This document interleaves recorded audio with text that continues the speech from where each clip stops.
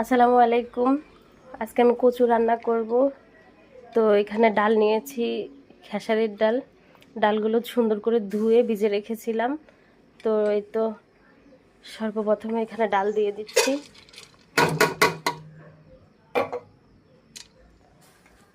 তারপরে দিয়ে দিলাম কিছু কাঁচামরিচ,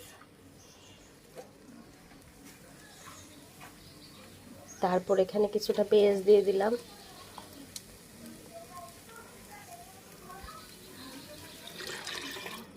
পানি দিয়ে দিলাম,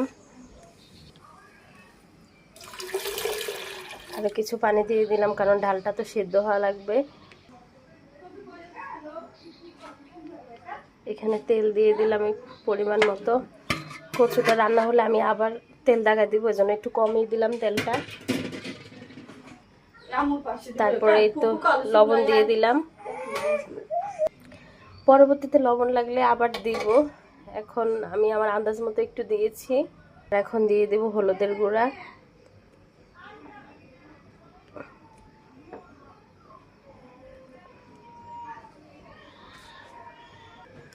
তারপরে তো মরিচের গুঁড়া।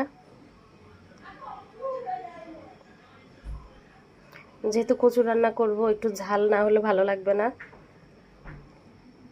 তো এই তো আমি কিন্তু এই ছোট্ট চামচে করে দিতেছি, খেয়াল করছেন কিনা জানি না। এবার সবগুলো একটু নাড়াচাড়া দিয়ে,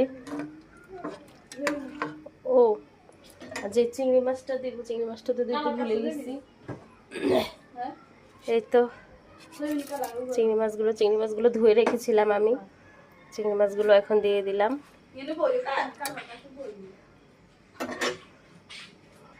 তো ঢাকনাটা ঢেকে দিই, ডালটা সিদ্ধ হতে থাক। কচুর মধ্যে সবচেয়ে ইম্পর্ট্যান্ট যে জিনিসটা, ওইটাই দিতে আমি ভুলে গেছি। এই যে রসুন, যেটা না দিলে কচু হয়তোবা খেলে গলায় ধরবে। আর এখানে একটু আদা বাটাটাও দিই আমি, এগুলো তো দিতে আমি ভুলেই গেছি। সাথে জিরার গুঁড়া দিয়ে দেবো একটু।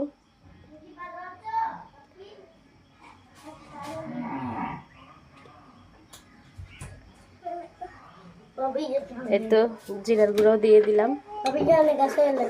এই তো কোলে নিমু, আমি কচুটা বসায় নিই। আদা বাটা রসুন বাটা দিলে হয় কি, কচুটা খেতে স্বাদ লাগে, খুব মজাও লাগে, এগুলো একটা ঘ্রাণও আসে। তো ডালটা সিদ্ধ হোক।